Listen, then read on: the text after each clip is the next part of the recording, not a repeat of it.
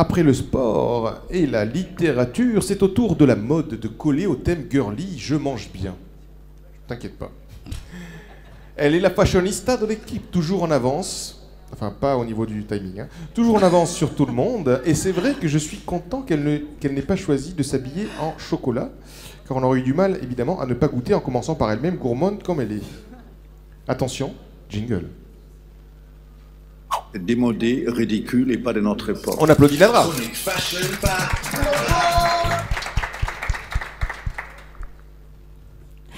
Bonjour Planète Fashion, tendance et beauté. Aujourd'hui, c'est derrière les fourneaux que ça se passe. C'est fin, c'est raffiné, ça fond dans la bouche. Attention, chaud devant. Ah, la mode et la cuisine, les mannequins et la nourriture, les stars et l'alimentation. C'est toute une histoire et pas toujours une histoire d'amour. Nous, les femmes, faisons vivre l'industrie de la mode en étant des consommatrices acharnées à des magazines de stars décharnées, relookés par Photoshop. Nous nous identifions à des femmes irréelles et à des images fausses qui manquent de vie et de relief, car la société nous impose sa charte de la beauté. Mais nous, les femmes, nous sommes aussi des épicuriennes, hédonistes et gourmandes. Ah oui, celle-là, elle donne envie de manger. Notre péché le plus fameux est le sucre. On aime les douceurs et le plaisir éphémère que procure un carré de chocolat dans la bouche. Chaud cacao, c'est une tradition. Il existe un salon dédié au chocolat. Et à la veille de son ouverture à Paris, se tient un fashion show pas comme les autres. Ces robes de créateurs sont toutes composées d'éléments en chocolat, un défilé de robes à croquer porté par des femmes croustillantes. Olivia Ruiz, étonnante dans sa robe en chocolat, qui lui a peut-être inspiré sa célèbre chanson d'ailleurs. Capucine Anav, dans une robe de Cameron Ham et chocolatée par Jean-Paul Evin, a eu un petit creux sur le podium. Julie Pietri, dans une création Régis Ferré, chocolatée par Carlos Cerquiera. Et si je peux faire juste un petit commentaire, c'est un travail de dingue, mais vraiment de dingue, pour les pâtissiers chocolatiers, pour réaliser ces prestations-là, ces choses-là. C'est vraiment un travail. En fait, un cuisinier, un pâtissier, un chocolatier, on est des artistes. Parce qu'on est, on est même des, on est des stylistes dans nos assiettes, et puis là on le voit très très bien. C'est vraiment, c'est rare, c'est beau, c'est fin et c'est beau. Et c'est bon. Ah ben voilà. C'est magnifique. Donc tu vends bien ton business. Aussi beaucoup d'illustres inconnus, toutes délicieusement fagotées dans des créations originales et savoureuses, des images presque indigestes à force d'autant d'opulence qui frisent clairement l'indécence. Mais votre agonie n'est pas à son terme, hélas, puisque j'ai gardé le meilleur pour la fin. Moins glamour que le chocolat, Lady Gaga a choisi un ornement plus charnel, une matière bleue, de la viande crue.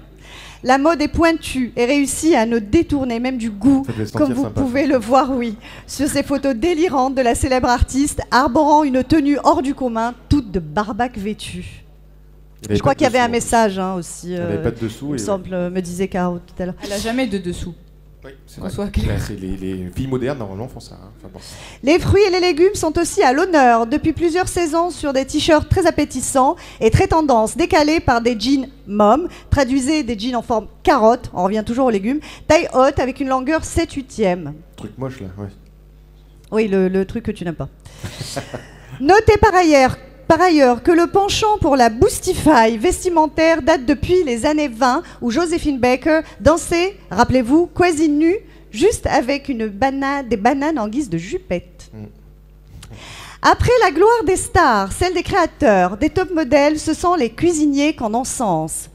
Et en effet... C'est une photo de Camille. Hein. Camille nous a filé une photo pendant ses études. C'est pour se venger, en fait, du fameux qui n'a pas voulu la prendre. Et en effet, si elle a vu des mannequins défilant sur les podiums de la haute couture, les relations entre mode et cuisine sont plutôt lointaines. Certains parallèles apportent un éclairage inédit sur leur association réciproque. Ainsi, depuis quelques années, force est de constater que le chef est en train de rejoindre le couturier au panthéon des stars. D'une certaine façon, en effet, les chefs sont à la mode, puisqu'on est passé l'image du vieux chef bedonnant, un peu rustre, en veste et toque blanche, à une nouvelle génération de cuisiniers, version fashion victime, cheveux au vent, tablier noir cintré et barbe à la mode hipster. Ça, on est d'accord, ça n'existe pas en vrai. Hein. Alors, disons que c'est assez rare. Dommage. On mangerait plus du coup. Depuis quelques années, les cuisiniers ont commencé à devenir eux aussi des stars médiatiques.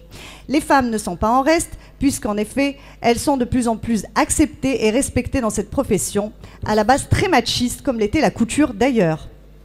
Tu remarqueras qu'elle est pâtissière, tu disais que c'est plus souvent... Oui. Et voilà, photo de fille, pâtissière. Les précurseurs en général sont des génies téméraires qui nous permettent une évolution enrichissante, qui alimente notre imagination et qui nourrit notre curiosité. Attention les filles, le chocolat fait rétrécir les jeans. Exo, exo, shopping girl. Et on applaudit Nadra. Alors pour ne pas Excellente chronique. Pardon ? Excellente chronique. Excellente chronique. Bah, tous les chroniqueurs sont d'excellents chroniqueurs. Non, évidemment, évidemment.